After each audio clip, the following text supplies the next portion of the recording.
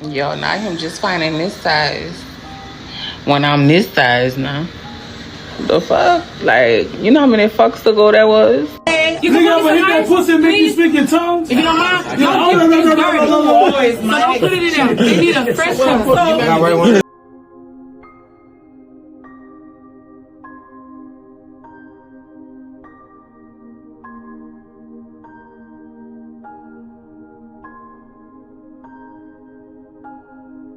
We want to get to a developing story right now. Tonight, we are hearing from a woman who says she watched a mother try to run away from her boyfriend's gunfire. 34-year-old Nicholas Finley now is charged with capital murder after detectives say he robbed and killed his 29-year-old girlfriend, Marshana Struggs. It happened at a park, at Cumberland Apartments on July 19th. KPRC2 reporter Corley Peel shares what the witness saw before the shots were fired. The neighbor tells me she did not know Marshana Struggs for very long, but she says she was beautiful and kind. She says the moment she heard gunshots, she feared for her friend's life. Yesterday, bullet holes are found on Shawnee Drury's front door. here's something that's right here. They're all of them are right here. Her doorstop is where Marshana Struggs was shot and killed while trying to run from her boyfriend, Nicholas Finley. Drury recalls how it unfolded. He said he got pulled over and he needed her to bring the insurance card. And so my roommate took her to go down there and he wasn't there. So when they came back, he was sitting right here in her car. And she jumped out and had a confrontation with him. And he shot her a couple times. My boyfriend pushed me back in the house, and we just went in the bathroom, and I just had my hands over my head, and it was so loud. I thought he was coming in the house because he kept saying he was going to kill everybody in the house. He was going to kill us for helping her. Drury says Struggs fought to get away. In the heart of North Harris County, Texas, a devastating true crime story unfolded, one that shook a community and exposed the dark underbelly of domestic violence. On July 19, 2024, a 29-year-old single mother named Marshana Struggs lost her life in a brutal act of intimate partner violence, a murder case that would leave an indelible mark on those who knew her and those who would come to learn her story. Marshana's existence was one of resilience, hope, and an unwavering commitment to her young son. Yet her dreams were shattered in a moment of unimaginable cruelty. What began as a seemingly trivial interaction, a request for an insurance card, escalated into a cold-blooded execution, a crime that raises haunting questions about how everyday moments can spiral into deadly confrontations. This narrative delves into the chilling details of Marshana's murder, exploring the hidden dynamics of power, control, and entitlement that fueled this tragedy. It's a story that demands attention, not just for its shocking brutality, but for its reflection of a silent epidemic plaguing countless lives behind closed doors. Prepare to immerse yourself in a true crime tale that will challenge your perspective on relationships, autonomy, and the unseen threats that lurk in plain sight. Marshana Struggs was a beacon of light in a world often dimmed by hardship. At just 29, she embodied the strength of a single mother determined to carve out a better future for herself and her son. Her life revolved around her child, a young boy who was the center of her universe, the reason behind every decision she made. Born and raised in Louisiana, Marshana faced challenges that would have broken many, but she refused to be defined by her circumstances. Instead, she dreamed of a fresh start, a new chapter where she could provide stability and opportunity for her son. In a bold move, she uprooted her life, packing their belongings and relocating to Houston, Texas, a city brimming with promise. This wasn't a mere change of scenery. It was a deliberate step toward building a foundation of hope, brick by brick, for herself and her child. Marshana's determination was palpable. She wasn't just chasing dreams. She was constructing a legacy of love and perseverance. Those who knew Marshana spoke of her in glowing terms, their words painting a portrait of a woman who radiated warmth and kindness. Her neighbor, Shawnee Drury, described her as a beautiful soul, a devoted mother whose compassion touched everyone around her. Needed her to bring the insurance card, and so my roommate took her to go down there, and he wasn't there. So when they came back, he was sitting right here in her car, and she jumped out and had a confrontation with him, and he shot her a couple times. My boyfriend pushed me back in the house, and we just went in the bathroom, and I just had my hands over my head, and it was so loud. I thought he was coming in the house because he kept saying he was going to kill everybody in the house. He was going to kill us for helping her. Murciana's sister, Kimani Struggs, echoed these sentiments, calling her loyal, radiant, and the family's anchor, a rock who held them together through life's storms. These descriptions weren't mere platitudes. They reflected the profound impact Murciana had on her community. She was a source of stability, a positive force whose presence uplifted those fortunate enough to know her. Her smile, her laughter, her unwavering dedication to her son. These were the qualities that defined her, the threads that wove her into the fabric of her family and neighborhood. To everyone, Murciana was a light, a symbol of hope, in a world that often felt heavy with challenges. Yet, even the brightest lights cast shadows, and Murciana's new beginning carried a hidden danger she couldn't have foreseen. Beneath the surface of her hopeful life in Houston, a threat was brewing, one that would soon erupt with devastating consequences. The catalyst for this tragedy appeared deceptively simple, a routine traffic stop involving Nicholas Finley, Murciana's 34-year-old boyfriend. On that fateful day, Finley was pulled over while driving Murciana's car, a vehicle she owned and maintained through her own efforts. Unable to produce the insurance card, he called Murciana, asking her to bring it to him. It was a request that seemed ordinary, the kind of errand that punctuates daily life. But this moment, mundane on the surface, was the spark that ignited a chain of events leading to a horrific crime. Murciana, accompanied by her roommate, arrived at the park at Cumberland Apartments, where Finley waited in her car. What happened next would transform a routine interaction into a nightmare. As Murciana approached, a confrontation erupted. Words were exchanged, tensions flared, and the situation spiraled out of control in an instant. Without warning, Finley drew a firearm and opened fire, striking Murciana multiple times. The sudden violence was shocking, a stark contrast to the simplicity of the request that had brought her there. Wounded and terrified, Murciana fought for her life, her instincts driving her to flee. She ran through the apartment complex, her only thought survival, her heart pounding as she sought safety. In a desperate bid for refuge, she tried to enter a stranger's car, but the door wouldn't open. Undeterred, she kept running, her strength fueled by the will to live, to return to her son. But Finley's rage was unrelenting, his pursuit driven by a force far darker than a momentary argument. The question lingers: how does a simple request for an insurance card escalate into a deadly chase? This was only the beginning of a tragedy that would unravel the hidden truths of a toxic relationship. The brutality that followed was recounted by Shawnee Drury, the neighbor who had spoken so fondly of Murciana. As gunshots echoed through the complex, Shawnee took cover in her bathroom, her heart racing as the sounds of violence filled the air. She overheard Finley's voice, cold and menacing, issuing threats to kill anyone who dared to help Murciana. These weren't the words of a man caught in a fleeting moment of anger. They were the chilling declarations of someone intent on destruction. This was no impulsive act. It was a calculated assault, a deliberate attempt to erase Murciana's existence. Despite her injuries, Murciana managed to reach Shawnee's truck, a fleeting moment of hope in her desperate flight. But Finley was relentless, following her with a determination that bordered on obsession. He fired additional rounds into the vehicle, 4 or 5 more shots, each one a testament to his refusal to let her escape. Murciana's strength began to fade, her body succumbing to the trauma, yet she fought to keep moving, to find any shred of safety. In a final horrifying act, Finley caught up to her. As Murciana collapsed, her energy spent, he allegedly stood over her, a figure of unchecked power. In a display of cold-blooded dominance, he fired more shots into her body, ensuring her death. Murciana Struggs was pronounced dead at the scene, her life extinguished in a matter of moments. The aftermath was as calculated as the attack itself. Finley didn't linger in remorse. Instead, he fled, taking Murciana's purse and her car with him. These actions weren't those of a man overwhelmed by emotion.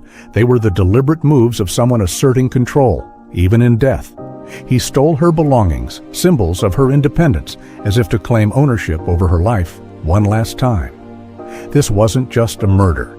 It was a statement, a brutal assertion of power that left a community reeling and a family shattered. The true crime narrative of Murciana's murder goes beyond the surface-level dispute that sparked it. The argument over the insurance card, while seemingly trivial, was a symptom of a deeper, more insidious issue. This wasn't about a car or a piece of paper. It was about control, entitlement, and a profound need to dominate. Finley's actions reveal a pattern of behavior that true crime enthusiasts will recognize as all too common in cases of intimate partner violence. His immediate resort to violence, his pursuit of Murciana through the complex, his theft of her possessions, these were not random acts. They were the culmination of a dynamic rooted in power and possession, a dynamic that had been festering long before that fateful day. To understand the motive behind this heinous crime, we must look beyond the surface and examine the relationship that set the stage for such a tragedy. Murciana was a woman of independence, a quality that defined her and, tragically, made her a target. In addition to her role as a mother, she had built a source of income through an OnlyFans page, a platform where she leveraged her creativity and charisma to earn money.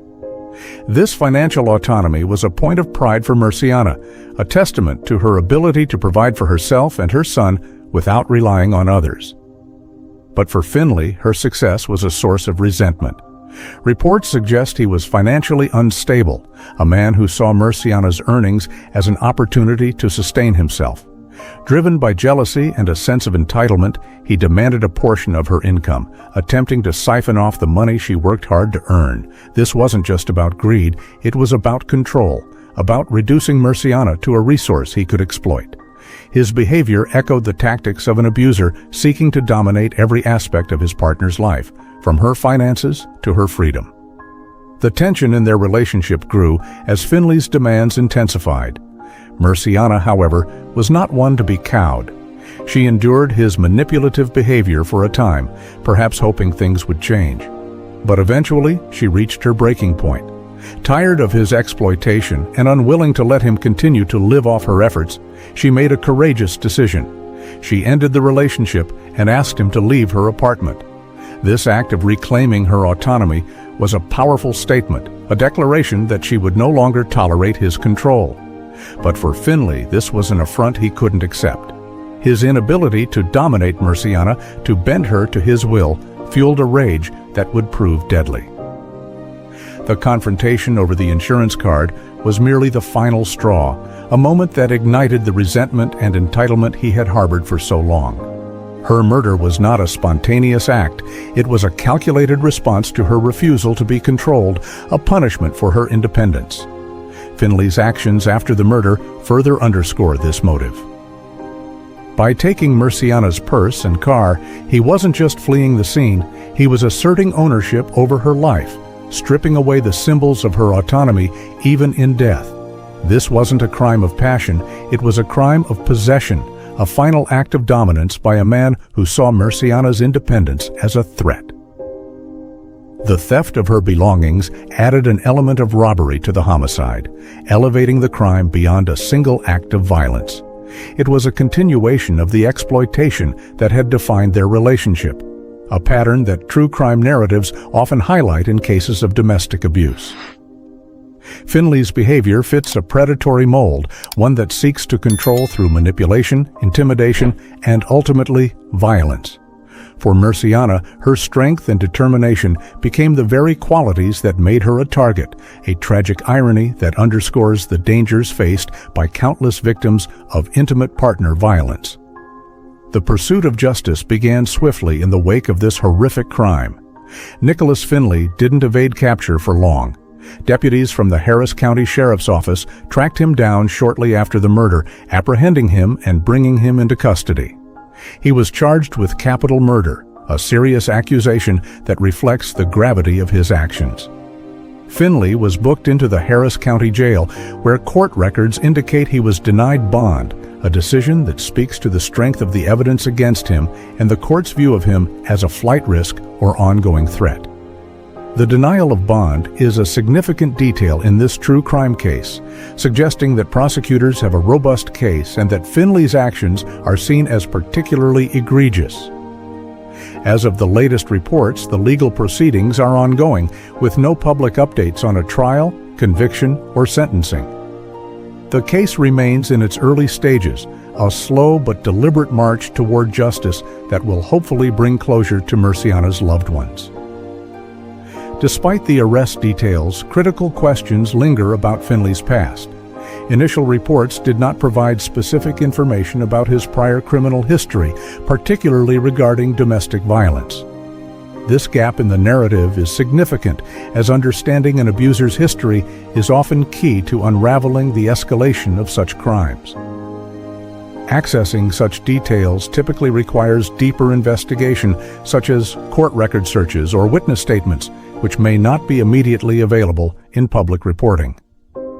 The absence of this information leaves open questions about whether Finley had a history of abusive behavior, a pattern that might have foreshadowed this fatal outcome. As the legal process continues, further details may come to light, potentially through court documents or testimonies, offering a fuller picture of the relationship and the events leading up to it. For now, this true crime story serves as a reminder of the importance of thorough investigations in uncovering the roots of violence. Murciana's murder is a heartbreaking reflection of a broader societal issue, the epidemic of intimate partner violence. Her story, while deeply personal, is not unique. It mirrors the experiences of countless individuals who face abuse within their relationships, often hidden from public view. In unincorporated Harris County, Texas, the statistics are alarming. Sheriff Ed Gonzalez has highlighted that 35% of all murders in 2024 were linked to domestic violence, a staggering figure that underscores the urgency of this issue. Sheriff Ed Gonzalez says murders involving intimate partners make up 35% of the murders in unincorporated Harris County so far this year. Leaving can be the most dangerous time for a survivor, and the Houston Area Women's Center says if an abuser has a gun, lethality can increase by 500%. We have a list of domestic violence resources on our website at click2houston.com. The role of firearms in these cases cannot be overstated. When conflicts escalate, the presence of a gun can turn a heated moment into a deadly one, amplifying the risk of tragedy. This reality points to a pressing need for interventions that limit how abusers access weapons, a factor that could prevent countless deaths. Murciana's case highlights the devastating impact of domestic violence, not just on the victim, but on entire communities. Her death left her son without a mother, her family without their rock, and her neighborhood grappling with grief. The emotional and financial burden on her loved ones is profound, a reminder that the consequences of such crimes ripple far beyond the moment of violence.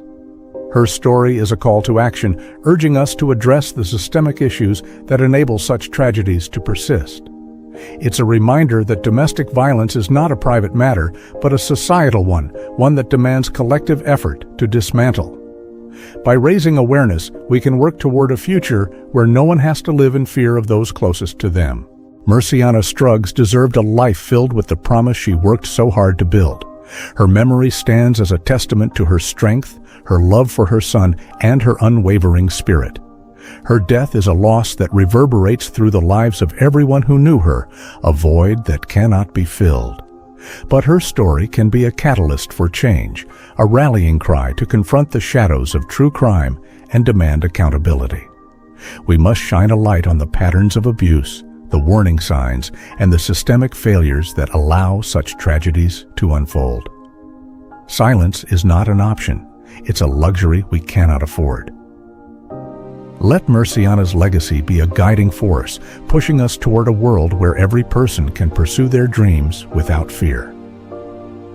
If this story struck a chord with you, please take a moment to like the video, share it with others, and hit subscribe to stay connected with more compelling true crime cases that deserve to be heard. You can dive deeper into similar stories through our curated playlist linked in the description below. Thank you for being here, and we'll catch you in the next one.